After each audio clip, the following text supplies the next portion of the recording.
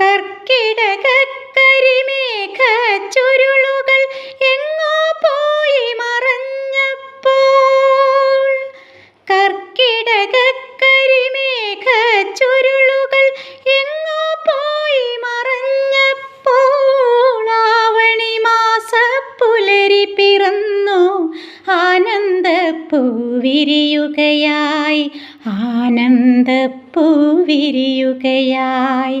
മത്തപ്പൂവിനു കല്യാണം, അത്തം പത്തിനു കല്യാണം, മത്തപ്പൂവിനു കല്യാണം, അത്തം പത്തിനു കല്യാണം.